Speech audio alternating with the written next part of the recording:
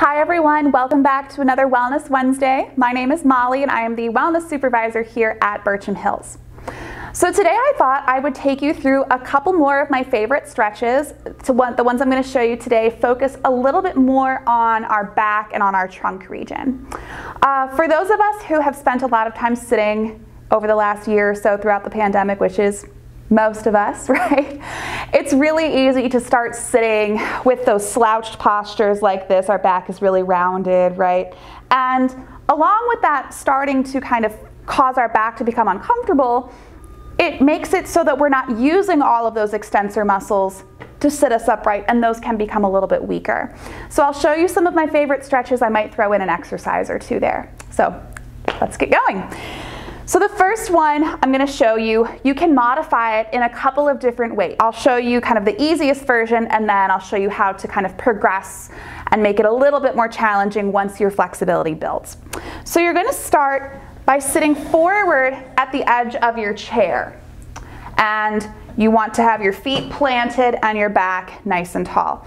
Now you don't want to sit so far forward that you feel like you're going to topple out of your chair, but when we sit far back like this, you can see how easy it is for us to slouch, right? How I'm kind of on the cushy part of my butt rather than the bony part of my butt, right? So when we sit forward, that helps to keep us up a little bit taller. What I'm going to do first is I'm going to think about keeping my back nice and tall. And I'm going to lean forward, and I'm trying to lay my torso down onto the tops of my legs. Now, if you're able to get all the way down like that, you can allow for your arms to dangle loosely. You can tuck your chin down to your chest. But if you're not quite that flexible yet, I was a dancer for 18 years, so I have a little bit more flexibility than most. Just focusing on trying to keep the back flat. So really thinking about pushing the chest forward, kind of lifting the chin, if you will. And because when we round like this, we're not so much getting all that extension down through the lower back. So that's why we want to think about keeping a nice flat back. If you are able to get down to that point, you're really not feeling a good stretch, what you can do is step those feet apart like this, and you can reach the arms forward and sink down in between those legs here.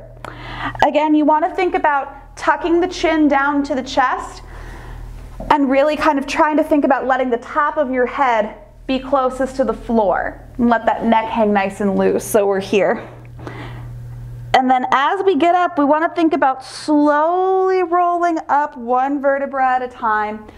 I even like to add my arms in to help, again, get a little bit more extension through my spine. So I'll reaching forward, holding this stretch, letting everything really loosen up, slowly rolling all the way back up.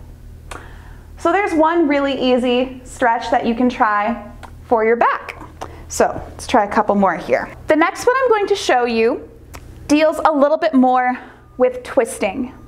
It's important to remember that our spine isn't just one big bone, right? It's a bunch of vertebrae stacked on top of one another, and in between all those vertebrae are joints.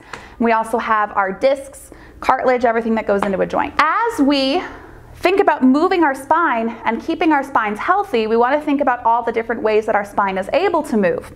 So our spine, as we just saw, can move front and back, it can tilt side to side, and it can do some twisting. So I'm going to show you this twisting one here. If you are someone who has a lot of back issues, like if you're someone who has osteoporosis, osteoarthritis, if you're someone who has compression fractures, don't attempt any of these without talking to your doctor.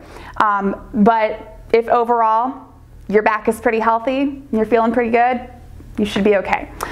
So what we're going to think about for this next one, again, is getting that good twist here. So I think it helps a lot to have a chair with arms on it for you to grab, but you can do it without arms, or a chair with arms rather. So what you're going to think about doing is, again, keeping that spine nice and long. Imagine you're like a puppet and you have a string coming out the top of your head, right? Someone's pulling that string, lengthening that spine. You're going to take those hands, bring them up, and you're going to turn to the side. And you're going to grab the arm of your chair here. Some chairs don't have good arm holds like this, so you can kind of put one hand on the inside of the arm of the chair, take the other hand, kind of hold the outside of your leg. And what you're going to do is you are going to twist here. You might hear my back pop a little bit. As you twist back, it's easy for us to start to do this and kind of curve inward. We want to continue to think about extending that spine nice and long here. I personally like to look over that back shoulder and look back as far as I can just to get that twist all the way up to the top. If you start to feel any pain, don't go further than that. You might feel a couple of pops. That shouldn't be anything to be concerned about. Sometimes that's just the back kind of realigning itself, but as always, don't do any quick jerking motions, right? You want to ease your way into this. So if I do the other side here, right, I'm sitting up nice and tall, I'm slowly pulling, slowly twisting. That's about as far as I can go. I'm still driving my head up towards the ceiling, sitting up nice and tall, and then I come on back. That twisting motion again is really good for helping to loosen up, especially that lower back.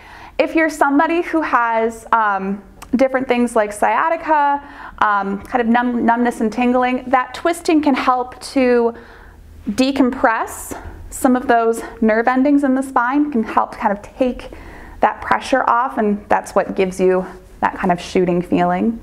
But again, if you have any concerns, it's always best to talk to your doctor, talk to your physical therapist before attempting anything like that. So another one we can try is some side-to-side leaning here. When you do this, you want to imagine that you have your back up against a wall, okay? What we're going to do is we're going to lean all the way down to the side, try to touch our hand to the floor, and we'll do the same on the other side. So as we think about keeping our back against the wall, what that means is as I lean, I don't want to let that other shoulder come forward, and I don't want to twist my body, right? So if I were to turn sideways, I'm sure this won't be completely perfect, but you'll get the gist. I'm leaning, I'm keeping my shoulders nice and square, I'm coming back up, and you can see that I'm not leaning forward as I do this too, right? I'm keeping my back against that invisible wall and coming back up. So from the front, it looks like this. I'm here, leaning and leaning, good. So this is going to really help, again, mobilize the spine, get some good stretching in through those obliques, through the core. A good way to warm up is just what I was doing actually, kind of leaning and rocking here. Again, no jerking motions, you want to take your time. And then gradually what you can do to get a bigger stretch is you can hold that lean. You can either hold it like this, sometimes that'll be enough for us to feel that stretch here. But for others, we need a little bit more length. So in that case, what you'll want to do is take that arm, lift it up, kind of glue it to your ear, and lean. Notice how I'm still trying to keep my shoulders nice and square. I've still got my back up against that wall. I'm not letting that arm come in front of my face, right? I'm keeping it glued next to my ear. That's going to help get me a nice long extension down the side of my torso there. Those are 3 really quick, simple, easy stretches that you can do to help with loosening up your back.